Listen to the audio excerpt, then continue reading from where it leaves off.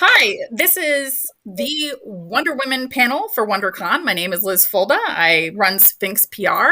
What that means is I handle dealing with people. And I have an incredible group of people sitting right in front of you virtually. They're going to introduce themselves to talk about their businesses and their stories. Tina, would you like to start? Yeah, hi. Thanks, Liz, for having me on the panel. My name is Tina Fine, and I am the writer and the publisher of OffGirl, an indie comic. I have a wonderful artist, Mark Grayhill. We started a bunch of years ago, and we have about 9 issues. 10 is in the works, and 2 trade press volumes. Wendy? Hi, I'm Wendy Chin-Tanner. I'm the co-publisher and co-founder of The Wave Blue World, which my husband Tyler Chin-Tanner and I started 15 years ago this year. And we're a boutique, family-owned and run publishing company that does indie graphic novels, art books, anthologies, and we're very politically conscious. That's part of our mission. Spike? Hi there. I am C. Spike Trotman. I am the owner, founder, and editor for life of Circus Comics, the largest graphic novel publisher, definitely in Chicago, possibly in the Midwest. It is difficult to quantify these sort of things. It feels right, sounds right, so I'm going to keep saying it until proven otherwise. We specialize in what I consider the strange and amazing. So books that are off the beaten path, books that are by underrepresented people, underrepresented voices, underrepresented subject matter, and stranger stuff you may not find at more mainstream publishers. Our big deal of 2020, I suppose you could say, would be Banned Book Club, which was the memoir of a woman who grew up in authoritarian South Korea and was a literal member of a literal banned book club. It's been critically acclaimed. It was our big bestseller last year. And Iron Circus has been making the rounds for, God, I don't even know anymore, like 12 years, maybe 13. Sweet. Enrica? Hey guys, my name is Enrica Jang. I am editor-in-chief of Stylo Media. I've been around for just over 10 years now, quietly turned 10 years old last year. And yeah, couldn't really tell anybody about it, but we publish indie anthologies. We have not so narrow in terms of focus. We have published comics inspired by classic literature. We've published comics inspired by rock and roll. So big span there. And then indie comic series, Ninja Bear and Crossing. I'm the writer on that one with Alex Cormick and Mark Mulaney. Sandy? I'm Sandy King Carpenter. I've got Storm King Comics, and we publish a lot of comics. It started out small when we decided to do a one-shot called Asylum, created by myself and my husband, John Carpenter, and Thomas Ian Griffith. And we found out we really liked doing comics. And that has grown. So there's now John Carpenter Presents Tales of Science Fiction. There's an annual Halloween anthology with that's usually a dozen stories by all different writers and artists, including John and myself, and that comes out every year for Halloween. And we've got now Night Terrors, which is a series of graphic novels, all in the horror genre. And it fits every story that didn't fit anywhere else. And I just launched Storm Kids, which has comics for all ages from 4 to 8, 8 to 12, and young adult. So that's taken off. And I also produce movies and television shows. And she never sleeps. Not often, but it's something that started out as interesting turned into a fairly major publishing concern. Love it. Debbie, you want to round it out? Yes, I'm Deborah Daughetee, and I am the founder of Kymera Press. I was a television writer for a long time, and I got sick and couldn't continue doing that. So I was looking for other things to write, and my agent suggested I turn this pilot I wrote into a comic. And so I wrote Gates of Midnight, which there's 2 volumes, and I'm working on the 3rd. And when I was suggested for me to do that, I hadn't read comics in a long time. So I went to my local comic book store, and Ralph gave me some great comics to read, like Saga and Why Last Man Standing. And I was like, these aren't the comic books I used to read when I was a kid. These were just great. I loved them. And so I started going to comic book conventions, and I didn't see any women on the podium. So while I was writing Gates of Midnight, I decided to start my own company and use all female artists and writers. And we now have 5 titles, and our title, Mary Shelley Presents, has just been nominated for the Brown Stoker Award by the Florida this year. Sweet. So Debbie and Sandy kind of covered things a bit, and I'd like to hear from everybody else. Why comics? What made you get started? Tina, you want to give it a go? Yeah, so I can relate to what Debbie said. I actually started as a feature script. And I was pitching it, and everybody says, well, is it a comic? Is it a comic? Is it based on a comic? They wanted the IP. They wanted the intellectual property to be in a comic form. And I had not written a comic, just done screenplay writing and wrote a short and produced a short. So I went to a couple of classes, got tons of books. I don't have no room for all the books that I got, and comic book store, all the different comic books that I could lay a hand on, and started writing OffGirl. It was like, I had 120 pages of script, and it actually turned to be 4 issues. And I started writing it, and it's just the most exciting way of writing. And of course, I had to find an artist. And I went through a couple of iterations of that, unfortunately, but that's a learning process as well. And then when I found the right person, and he was, young in his career, illustrator, he knows everything about comics. It is just, he was also such an inspiration and a source that it just worked. I have never had a more fulfilling collaborative experience in my entire life as after writing this comic. It's just so much fun, from this creating the story to handing it off to the artist to seeing how he does it. And I hardly ever have to change anything he draws. It's just incredible. So that's how OffGirl got started. And I just wish I could do it forever, but I have to make some money somehow, so I have other stuff to do. It's hard. It's a hard business to be in. Definitely a struggle for sure. Wendy? Yeah. I think much like most of the other women on this panel, I came to comics in a bit of a roundabout way. I had a first career as an academic. I was a sociologist, and I'm also a literary writer. I write poetry. I have 2 poetry collections out, and I'm also a fiction writer. Fingers crossed, my agent and I are about to go to market with my first novel, which is historical fiction, literary fiction. So, pretty unorthodox when it comes to comics. But basically, when I was finishing up graduate school, my husband was finishing up art school. He was at the Kubert School, which is a school that's specific to comics art. And, he really introduced me to that sort of new millennial wave of comics, which were really interesting, really different, really much more story-based, much more politically based.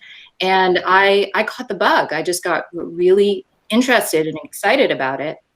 And, I was, of course, very supportive of his career. And then when I was pregnant with our first child, who just turned 14 on Valentine's Day, so thanks to her for, ruining Valentine's Day forever. Just kidding. Making it good, actually, because we were never that into it. So now it's, a family birthday. But in any case, we were living in London. I was still finishing up my PhD, and we started during my sort of maternity leave writing a graphic novel together. We wrote American Terrorist during that time, and it was our graphic novel that delved into all of the post 9/11 issues that were going on in America. And that really appealed to me, both as a sociologist and as a person who is really, really interested interested in story. And so from there, our company started to grow really incrementally over the years. You know, Tyler wrote some of his own properties. I had more of a background role as an editor. We did some work with other writers and artists as well, just here and there. And then in the past 2 years, about 2 years ago, we decided that we had gotten to a point where we either had to, you know, get smaller or to grow. So we decided to grow. And part of that growth involved my stepping forward into a more kind of overt role as co-publisher, curator, and in a more face-forward capacity. And, you know, I'm so glad that I did it. I'm so glad that I did it at the time in which I did it too, because, you know, much as Spike was saying about Iron Circus, I think it's a very important way to be a gatekeeper, to create a platform for a multiplicity of voices, so many of whom are underrepresented. Other women, certainly people of color, LGBTQ plus folks, you know, people who have not historically been welcome in comics. So, you know, I feel really privileged and honored to be able to give that opportunity to up and coming writers and artists. Anybody, I think we kind of overlapped a little bit. Does anybody miss out? Go for it. I do like to tell people that I started my company kind of accidentally. All the advice you're ever going to get is you want to be in comics, you got to make them. You got to make comics. And so I was doing that and going forward with my own series, but I also wanted to be an editor. And the best piece of advice that I got, especially during my internship, was don't use being an editor as a stepping stone to being a creator. These are different skill sets. These are completely different things. So if you want to be taken seriously as an editor and you need to make comics to get in, I thought, all right, I need to be editing other people's work. I need to show that I have this skill set. So put together our first anthology collection of 13 different artists and writers, put that together. And it was a really great experience. And it was my way of showing that I could take other work seriously and that I had this skill. Hey, baby. And then that book was a success and that experience was a success. And so over the last 10 years, we now have published several titles, published over 350 different artists and writers over this time. And those books have been kind of the lifeblood of the company itself too. New creators, new people, veterans, and folks who've never been published before, putting that product out. And then also still doing my first love, which was my work, getting our independent series out and other people's work out. So accidental stumbling into our company, but always the core of wanting to make comics. I can absolutely relate to the whole accidentally stumbling part, because Iron Circus first saw life as a self-publishing imprint. I don't feel comfortable calling myself part of the first wave of webcomics, but I was definitely part of sort of the pioneer Oregon Trail of online comics. People who were making comics and putting them on the internet pre-Patreon, pre-Kickstarter, all these methods that have since sort of organically evolved, so that if a person decides I'm going to make a living drawing pictures for the internet, there's an actual roadmap for them to follow. And it was completely uncharted territory when we started. And if I wanted my comics to see print, pretty much my only option was to do it myself. And while I was self-publishing and printing my own work, you know, there are certain skills you have to learn and certain mistakes you have to make. And thank goodness I made them on myself and not other people. And it just eventually got to the point where I was like, you know, now I know how to do all these things. That doesn't just mean that I could limit them to myself. I could start publishing other people and doing other projects. And in 2009, Kickstarter dropped, and that was back when it was shady and disreputable and fly by night. And oh, you put your project on Kickstarter? How am I supposed to take you seriously as a creator? That's basically begging, et cetera, et cetera. But I launched my first Kickstarter back when you know, it was brand new. It was less than a year old, and it seemed like an alignment of planets. Like, that's how perfect the timing was, because I always had all these ideas for projects, but I would never want to ask anybody to work for free. And Kickstarter offered this platform where I could basically set up pre-orders and say, hey, here's my idea. Can I have some money to make it happen? And my very first project was for a book I had an idea for, and I talked about years before then, but I didn't have the money to make, called Poorcraft, which was just the book I wish someone had handed me when I turned 18. And it was just, this is how you choose roommates. This is how you decide where you're going to live.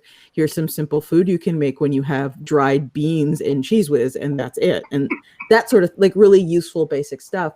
And it became kind of the first Iron Circus book proper that wasn't just me alone in the woods by myself, putting my books out. And after that, we put more projects on the platform and spun Iron Circus up into something that didn't have to wait for each book to get in the green or get in the black or, your favorite color before we started on the new project, because the books were going to press paid for. And so there was no wait time. And it was a huge boon. And now we're putting out between 10, 15 books a year with our eyes on hopefully 20. We're what people call a small mid publisher because, quite frankly, because of COVID-19, a lot of people are staying home more and reading more and buying more stuff off Amazon and Comixology. And we have absolutely felt that. And we are just getting bigger and bigger all the time. And it's getting weird and crazy who starts showing up in your inbox after a certain point. Like, why is this person paying attention to me? I'm thrilled, but also terrified. So I'm going to jump to I'm sorry, Sandy, go for it. You say that's an interesting transition point when people going from "Aren't you cute" to "Hey, Yeah. Yeah. what you got going?" Yeah.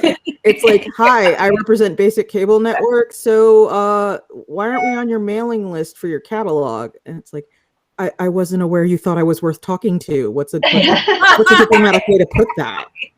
Oh yeah, you're the guys that kind of just laughed at me. Yeah.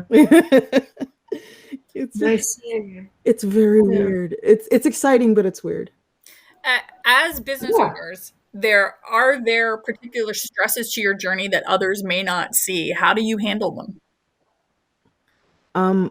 In my case, I think it's incredibly important to recognize how much of what Iron Circus, like the cachet that Iron Circus is working with, is reputation based, and how I have to be absolutely certain that me personally, my reputation as a business person is as immaculate as is reasonably possible, because I am now no longer in sort of like the small press, I made this at the Xerox place kiddie pool, which I was very used to being in for years and years, because for a long time, that's what small press comics was. It was so low stakes. The stakes were practically non-existent. No one cared. There was no money in it. Who cares? Whatever. And now all of a sudden, I'm getting people showing up with agents, which definitely didn't used to be a thing, telling me stuff like, okay, so Random House is offering this. What are you offering? And I'm just like, not what Random House can offer you. I mean, we can talk about it, but that's kind of something I have to be really, really aware of. Like, the checks need to be on time. The statements need to be on time. If they're not on time, I need to make sure everyone knows they're going to be a couple days late. If people order stuff, they need to get it. If I run a Kickstarter, it needs to fulfill. And so far, that there have been growing pains. I'm not going to sit here and pretend I've been perfect. Like, I don't think anyone has. But at the same time, I know that all it would take, it's almost kind of scary. All it would take is just like one super major, super public screw up.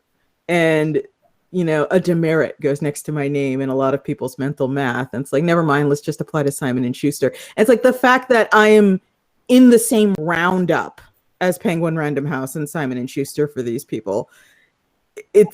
I behave like an adult, but internally I'm just like, why? I think that's a universal stress of feeling, and first of all, anybody who needs help with public image, I'm here. But I think that's a very universal stress of just crap. I'm in a situation that is far beyond what I ever happened, and how do I deal with that? Anybody else? Yeah, I mean, I have a problem with AI. I mean, I have an adult comic, and someone I knew wanted to check out my comic, and he was in his business computer, and the AI at the company blocked what he could not look at it because of that. So I don't really know how to get around that. I mean, people need to access my comic on the internet and with their computers. But if half of the population is going to be at their work computer and they can't access it because some AI program at their company decided it wasn't appropriate for the office, I don't even know how to begin worrying about that. It's something I never imagined to be a problem until someone said to me, I can't get on this. And I won't say, it's a family show, but it was not permitted in the criteria for the office. So, which it's perfectly fine for 17 and older, but still, so I mean, when you're blocked from AI, it's a problem. I send out a lot of hard copies. Yeah, because most of my line is 17 and up. Right. It's been funny for me representing, telling people it's safe to open my children's books, because they're all like, "What are you doing to the children?" But my pressures were that I was successful in another world, and having the comics community look at me like I was a space invader. Yeah. And so that took some years before people said good morning back to me on the convention floor.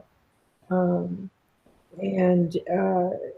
that felt like my big coup was getting old line. My big thing was to have some of the heavy hitters come by and, start thumbing through my books and feeling the embossing on them. And the day that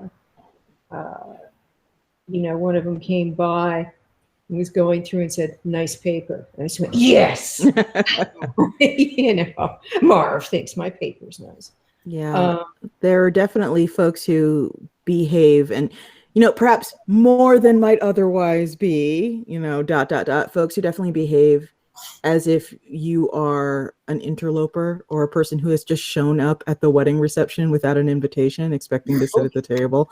And that's good. One of the things I have noticed as Iron Circus has failed to quietly disappear is first. And they wait for that too. Oh my God. Yeah. One of the things that I talk about a lot, in the privacy of my home with my friends and my partner, just like, God, they'd love it if I screwed up super bad, wouldn't they? They'd love it. But early on, there's a lot of shit. Sorry, excuse me. There's a lot of crap talk, pardon me. And there's a lot of, oh, well, no one wants that. It's incredibly symptomatic of egotistical lunatics where it's like, my tastes are universal. And therefore, if I don't like it, that means no one on earth likes it. Therefore, if you say you are making a living doing this, you are lying. That was almost hilariously common early on because I was selling things that didn't appeal to sort of the Cape crowd is probably the best way to describe it. Yeah. You don't do superheroes, do you? Yes. It's not a comic. Yeah, nobody wants that, they would say with absolute and total confidence. And it's like, okay, cool. I'll just be over here making $100,000 every time I launch a Kickstarter, but I'm sure you're right in your own way. And as I have failed to disappear, instead of, admitting they were wrong, because my God, why would they ever? It has moved on to simply sort of quietly pretending they either never objected and they have no idea why I don't like them, or just pretending I don't exist, which I'm delighted to report is getting more difficult all the time. Yeah. Well, when they with Kymera Press, I was told that I couldn't make a go of a company that used all women writers and artists, that I had to have men artists at least. Of course. And so that's why our motto is, we're not asking for permission. It's like, okay, you don't have to read it. We don't do superheroes. We use strong female, protagonists. And we have fathers coming by our table and saying, do you have anything appropriate for teenage girls to read? I'd say yes, because they're looking for strong female protagonists and diversity and all of that kind of stuff. So, yeah. The struggle is definitely real, and that is actually one of the reasons I came up with this panel. And even in the middle of COVID, this panel has been done physically at San Diego Comic-Con, New York Comic-Con, now WonderCon, and it resonates. And that, I mean, this is the struggle, not only for just for visibility. And right now in our industry, especially beneath the age of 30, we are more than 50% of the market share. So it makes absolutely no sense that these stories are not being told. And yeah, I can absolutely identify with what so many people on this panel are already saying about coming in as an outsider and coming in from and wearing so many hats too. I think that's a huge pressure. Yeah. I think that's a universal pressure for women. It's a highly gendered thing, right? To wear so many hats and to have so much difficulty in terms of work-life balance, and not just life, but work balance when you're, when you work in multiple genres. So, as a literary writer, as a literary artist, I think I was probably seen initially as being somewhat of an interloper with a really big vocabulary. And, yes, this is a family show. I almost said a bad word, but, piss off kind of thing. But my answer to that is to own that. So, my sensibility is a literary sensibility. And so that's what I bring to the table in this company. And, speaking to what Debbie was saying, I have just curated, along with Tyler, an anthology called Embodied, which is an intersectional feminist comics poetry anthology, featuring all non-cis all non-cis male writers and artists, poets from my sort of network of in my poetry community, and artists from all over the world. And it's an incredibly exciting project that marries my two big loves, and people seem to be very excited about it. So that's what I have to say to the detractors of literary sensibility in comics. I didn't have, I have to say, in my situation, which was weird, coming from, another industry, once I proved to them I wasn't there as a one-shot, we're here to be a celebrity comic because celebrities want to be in comics. And once I showed that we were doing good comic work and we're there to make good comics, not to turn it into a movie, I found it to be a welcoming place, and that people like Tim Bradstreet and Jimmy Palmiotti and Steve Niles and Bruce Jones were there to handhold me through things where I sat there, like the infamous night where our comic was finished, and I realized I didn't know how to deliver it. Big gaps in the line where you think you got it down and you kind of go, oh, righty then, there's a gap in my line. But it's the longer you stick around and the more you make it your community, and you have coffee for everyone in the morning with my cappuccino maker. It opens that community up. And as far as the subject matter of my books, I do what we're known for. I do fantasy, horror, sci-fi, and it's now all ages horror, sci-fi, fantasy. But I just keep paddling in my pond, and if people like it, great. If they don't, no one's going to tie them into a chair and make them read it. I would. Yeah, I'm going to offer a little bit of a counter narrative to kind of what others have experienced, because I found my start to be welcoming. Part of it was coming from my internship to shows. I already had this model in mind of what I was chasing. So I was trying to break in. I wasn't trying to break new ground. And I feel like the ladies on this panel definitely, I'm in awe of because I was just chasing.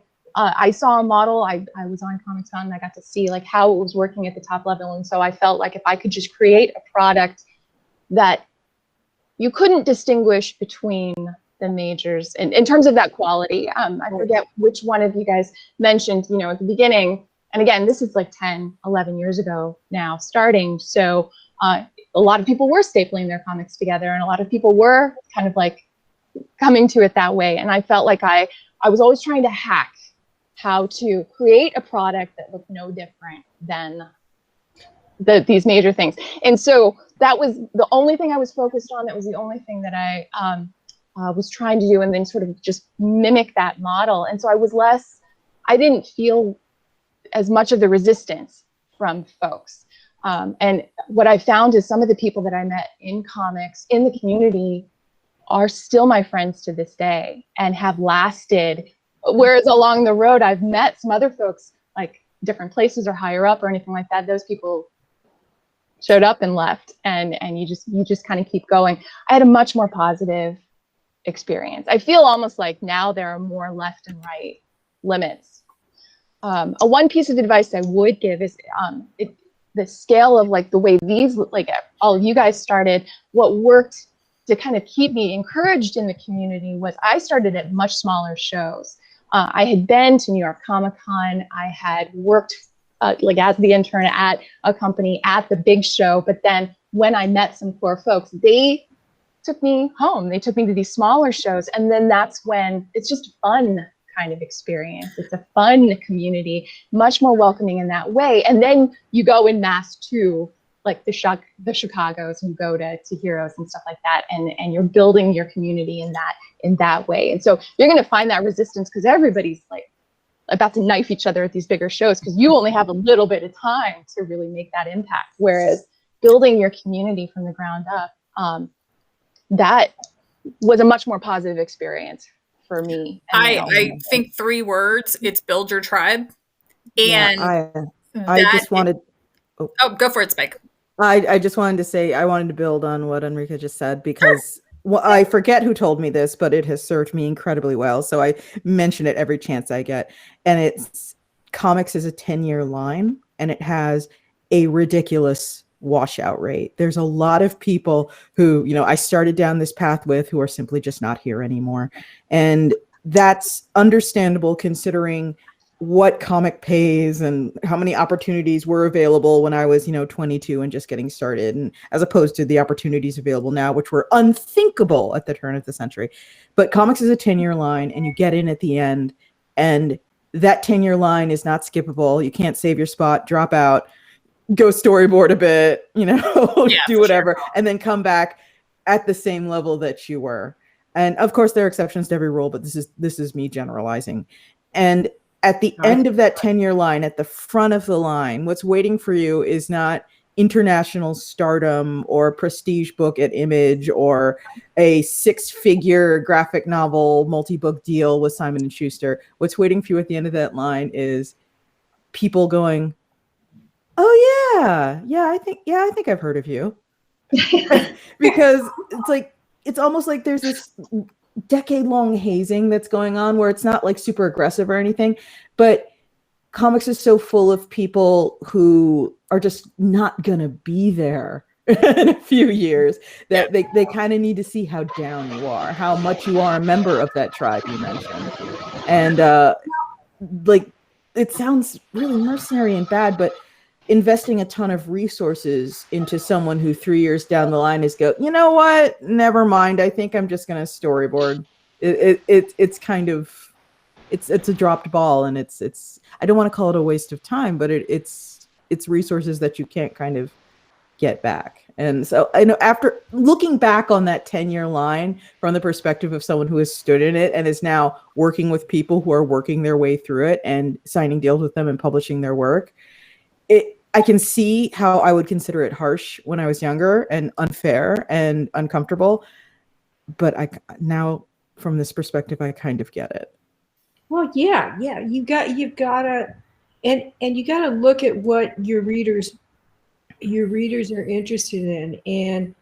And you know, what their dollar means to them when they go out, and the quality they want and the assurances they want. You know, I know when I do an anthology, a good note, they're looking at the back of the book to see who's in it. And I can put a couple of unknowns in there and a couple of dares in there, but they got to see some assurance that they've just spent their hard-earned money where they're going to have a certain satisfaction level. And part of that, it took years for me to build the Storm King name into something that, you know, my most exciting moment was when at a convention he goes, "Oh yes, Storm King's always on my pull list at the comic shop." And I go, "Really? Oh God, you know, this is so cool." Yeah. Because you want your brand to represent something the fan feels comfortable spending their money on. You want to cherish that book. You want that book to be something that's in their box under the bed. But the deal is you can build certain unknowns, you can do certain things, you can branch in certain directions, and then you sit back and wait to see what's happening. One of the greatest compliments that I've been paid by someone who reads my output, my publishing output, was like, "I wasn't too sure about this one, but you know, you've never steered me wrong before, so I went for it." And it's like, whoa, you trust my taste level. And that's it. That's the goal. And that means your company, you're doing right by your company. You're choosing well by who you bring into that circle. And, you know, it's like when we started Storm Kids, you sit there and you go, "Okay, it's a hunch. You know, thank God I'm not a neurosurgeon. And I'm not going to leave a dead body on the table." At the end of the day, I think that's really the most important thing, and I think that is part of the female struggle. And I want to be very clear. That is, you know, if you are identifying as female, that is your struggle too. Is to be perfect. That we must be perfect. That we must be polished. That we must do more. And I am proof positive, and I think many of the women on this panel are. You don't have to be perfect. You just got to get it done. Yeah.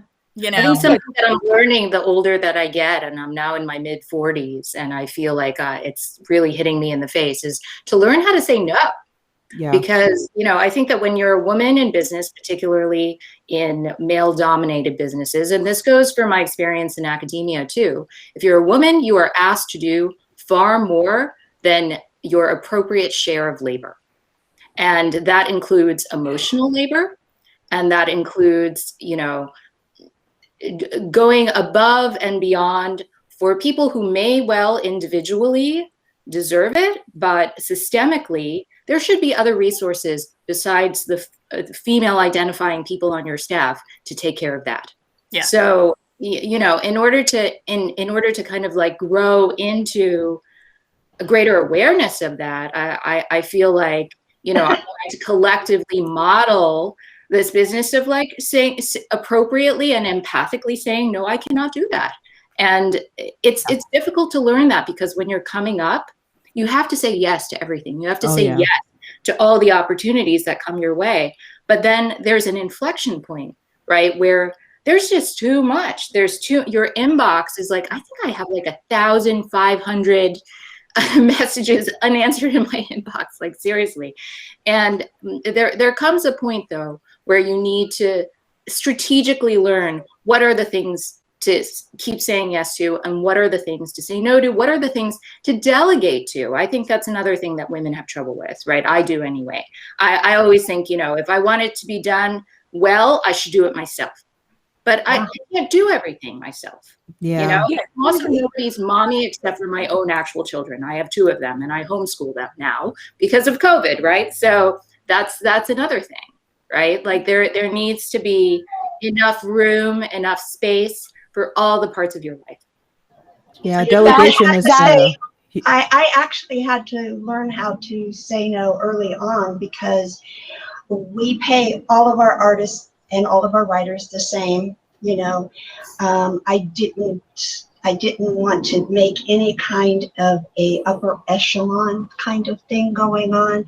I wanted to create a very family kind of atmosphere. And we had somebody approach us to turn their novel into a graphic novel, and I loved it. And they kept, 3 times they sent me notes on the contract of changes they wanted. Things like cascading royalties and things like that. And I was like, the contract I sent you is the contract you need to sign, or you can go to a bigger publisher. Yeah. You know, you can go someplace else. I mean, you know, try them out. No, I want Kymera Press to do it. And I said, then the contract you got is the contract you have to sign. And it was a no choice. You know, I had to say, I said no to her like 5 times. It took a year, and finally she just signed the contract. Mm. Yeah, I understand the part about not really understanding when the need to delegate has arisen, because this is going to get mildly graphic, and I apologize in advance. 2018 is the year I learned that I stress vomited because I came to Iron Circus with the same attitude a lot of small press comics people who have been like in the trenches since the turn of the century did, which is there's no money for that. You can do it yourself. You can learn to do that. You've learned to do everything else. You've learned pre-press. You've learned how to do quote request. You've learned how to put things on a boat and ship it all the way from China and then handle all the stuff that goes on at the dock. You've learned everything from putting the pen on the paper to putting the book on the shelf. You don't need to hire anyone. You do it. But as volume went up and commitments went up, I started puking. I started stress vomiting when stuff was getting too much. And this happened On the books. Fortunately, I made it to the bathroom every time. I'm proud of that. But it got to the point where I was just sort of like, oh, wait, that's not normal. That's not a thing people do. Yeah. You know, this was after like 2 or 3 times. And that's when I went out and I, you know, pulled all my strings and asked everyone I knew. And I eventually got hooked up with a print tech and a publicist and 3 different editors for all the different projects. And I basically codified everything that needed to be done and gave everyone really defined jobs. And now I can breathe again. And I'm kind of almost grateful for those 2 or 3 really bad moments in 2018, because without them, I don't know how long I would have insisted on keeping going. Because to be frank, like a lot of people who handle all their work themselves with their business, I was of journeyman competence in a lot of areas. And now that I have experienced actual, you know, a person who is specialized like an insect, all they do is publicity, all they do is print tech, all they do is this and that and the other. Now I understand the benefits of letting people just have jobs and do them, as opposed to sitting like a dragon on a horde going, no, it's mine. I'll do it. Don't worry. I'll do it. You can't possibly know how to do it correctly for some reason that I will come up with later. I will do it all myself. Yeah, it doesn't work that way. It doesn't work that way as the head of a company doing anything. Yeah. You have to, and quality of life matters for anybody, male, female, you know, straight up. A fucking centipede. You've got to, sorry, You're okay. But, you know, you have to, the point at which you're doing what you're doing because theoretically you love it, well, you have to incorporate your life. Life matters. And, you know, once you find you are no longer enjoying your life, you're doing it wrong.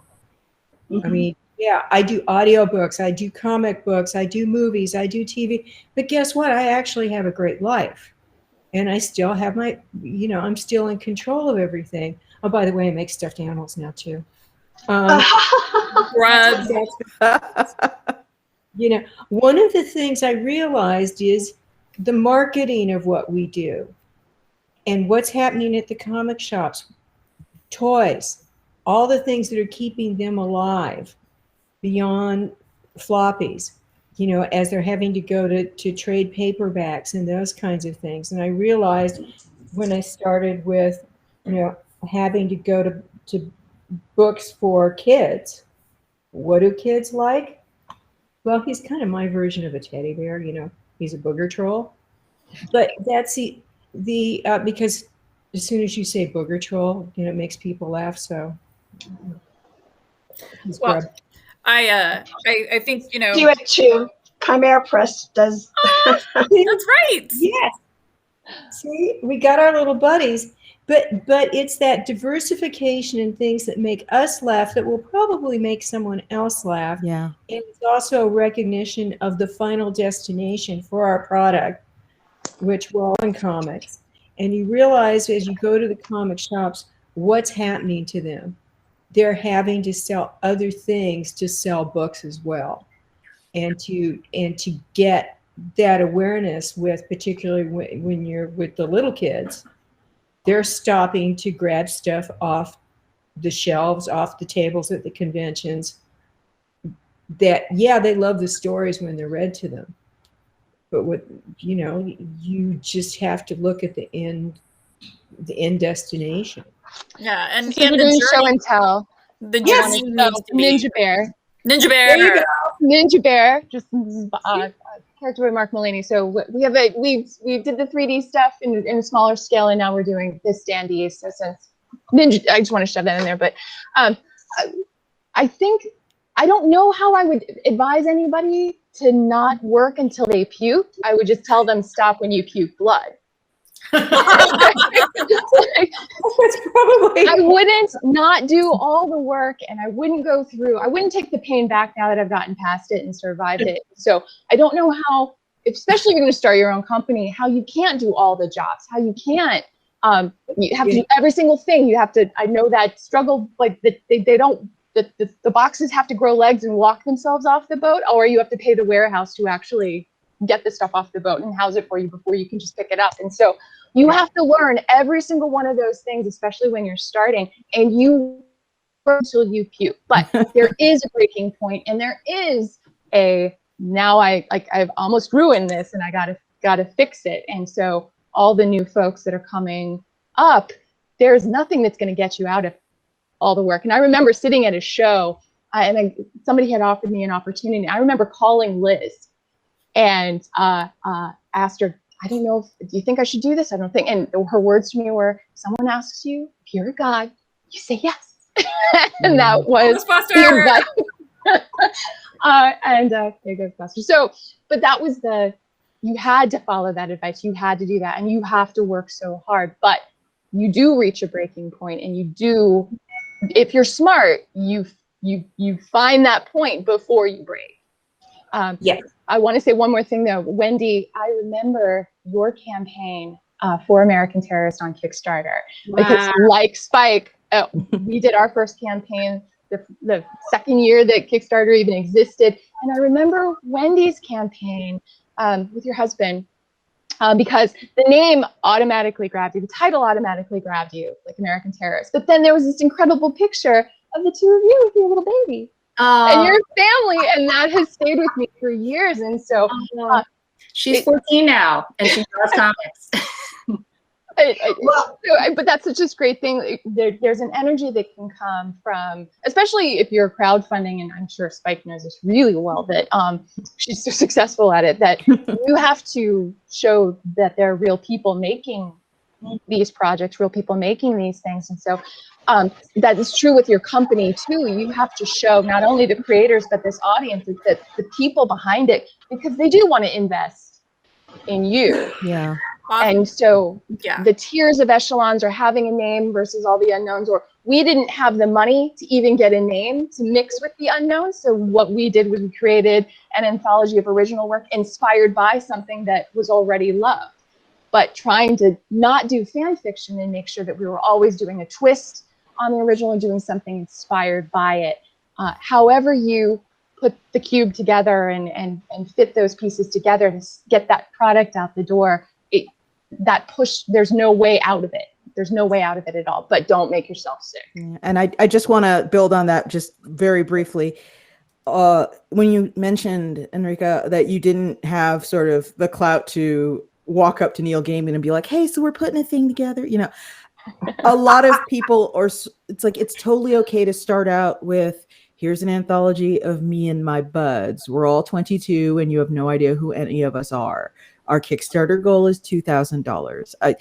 I get a lot of sort of inquiries and commentaries from people who are like, oh, I want to start a publisher too. And I'm like, that's cool. I'm like, okay. So we're setting our goal at $50,000 and it's going to be full color with foil effect. And we're going to have fold out pages like a National Geographic map. And it's like, whoa. Okay. Who's going to be in this? Oh, nobody you've heard of. Okay, great. And what's the plan? Like, how are you going to print this? Oh, well, we plan on overfunding. And how do you plan on overfunding? Well, it's just that good. And it's just like, oh, Angel, They're all that good. baby, darling, like your heart is so in the right place, but it's okay to start small.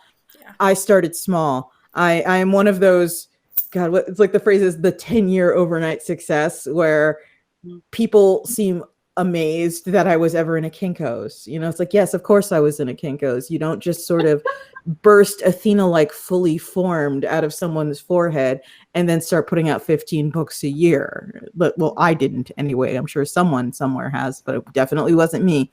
So it's okay to have your $2,000 Kickstarter to print 50 copies with the digital press of the anthology of you and your friends, and then take that to cons. Like, don't worry about distro. Don't ask me how to get distributed by Ingram when you're putting out one book every 3 years. You're not ready. I understand wanting to leapfrog a few steps because they're super irritating steps, but I personally feel it's important that people figure that stuff out before their obligations get too serious and the potential to disappoint gets too dire and permanent. I think being small can be a real asset. Oh yeah. Frankly, the fact that we are a small company with very low overheads, we've always run it out of our house with, freelance employees who are all over the country. I think the fact that we have like a startup structure essentially, and probably always will, means that we were able to pivot and survive during COVID. We were able to keep making books because we had always made books that way. We didn't have offices where everybody met. We didn't have this kind of like corporate structure. And so, I see that as a massive silver lining. So for sure, Iron Circus has run out of a Slack channel. We do have office space right now, but everybody, it's like 99% of what needs to get done gets done in the Slack channel and in a monthly meeting. And when people hear that, they're like, really? It's like, yeah, that's all you need. Yeah. Yeah, Kymera Press has a Slack channel as well. That's all the artists get to talk to each other, and they put leads on there and everything. So, yeah. So we are starting to wind up. There are girls and ladies of all varieties that are going to be watching this. What would you tell them, Tina? I would just say, don't ever let anybody tell you that something can't be done. Just don't listen to them. Just do it. Follow your gut, follow your heart, and seek out people who are supportive of you. And in whatever you do, whether it's, something in STEM or it's a comic, whatever you do. Wendy? There are so many comics and graphic novels out there waiting for you. Don't be put off by what you see as being like a male genre. And don't be put off by the idea that you can't draw and write comics. Go and do it. If you want to read it, write it. Love it. Spike? 30 under 30 lists are BS. You are not on a timer. You do not have a best by date. George R.R. Martin would have never made a 30 under 30 list. Vera Wang would have never made a 30 under 30 list. You're not a failure at 25, which is a thing I hear sometimes. Like you haven't even had time to fail yet. How can you be a failure at 25? Make friends, keep friends. The people that are in your industry that are in the same sort of age group as you, when you are having your interactions with them, please try to keep in mind. I'm not telling you, take everybody's BS.